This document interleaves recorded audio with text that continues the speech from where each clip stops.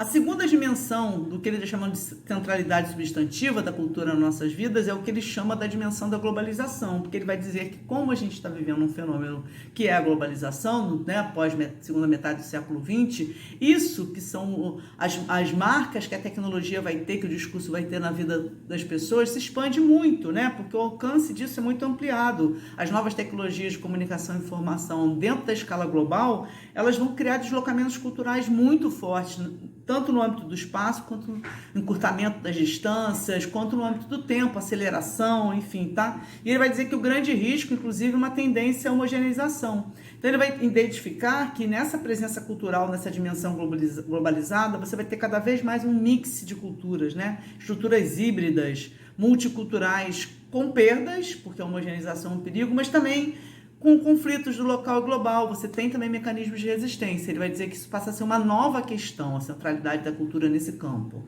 Esse é o segundo aspecto para ele. O arroz hoje vai levar um pouco de açafrão para ele ficar coloridinho. E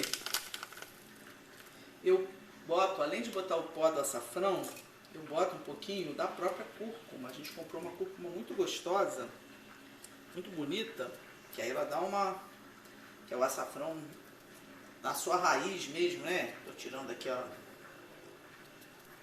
a casquinha dele, e eu boto uns pedacinhos dele também, para dar um colorido e também dar mais riqueza ao próprio prato, né? Ó, eu corto ela pequenininha assim, ó, em pequenas rodelinhas. É bonita, né? Olha como é bonita a cúrcuma, gente. Olha que linda. É linda, né? Isso aqui é para dar um sabor também no prato. Ó, o franguinho tá fazendo aqui. Eu boto umas 2 folhinhas de louro para dar sabor, mas principalmente, gente, que o louro ajuda muito na digestão, tá? Então eu boto aqui, ele tá cozinhando. Vamos em frente. E agora eu vou fazer o tempero do arroz com açafrão que já tá aqui.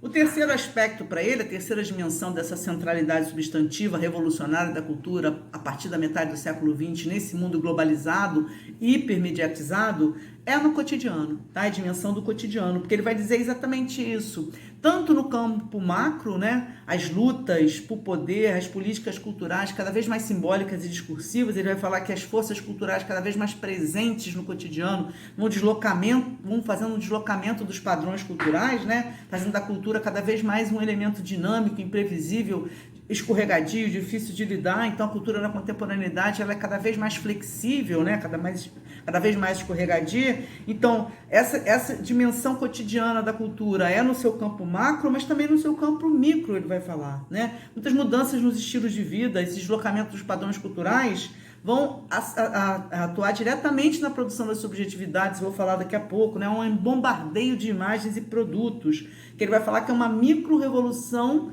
claro, levando em consideração as diferenças geográficas na vida cotidiana, né? A vida cotidiana se altera muito, ela se acelera, ela se mistura, tem muita mudança, muita perda de referência, então isso para ele é a terceira dimensão da centralidade substantiva da cultura.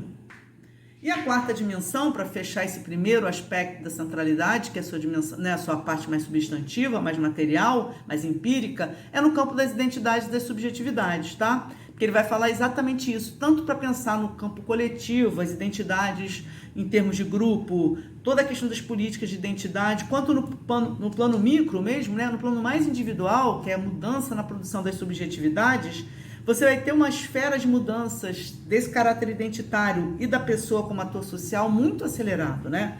Então, e a compreensão cada vez maior de que identidade não é uma essência, identidade é um processo social com ênfase nas linguagens, nos significados, nas representações, nas representatividades, nos mecanismos de identificação, nas construções da diferença, da alteridade, né? Então, cada vez mais vai se percebendo que a identidade está ligada a posições de sujeito, né? Processos de produções de sujeito, e a como você vai se relacionar com os demais, né? Então, a compreensão de que as identidades não são naturais, não são essenciais, mas são formadas culturalmente, vai cada vez ganhando mais força, que elas são processuais, que elas estão envoltas em disputas, né? Que elas são construídas no interior das representações, através da cultura e não fora delas, vai ganhando muita força. Isso que ele chama da quarta dimensão, dessa revolução cultural, dessa centralidade substantiva da cultura nas nossas vidas. Bonito, né, gente? Bem amarelinho, ó. Já vou botar o arroz e mostro pra vocês.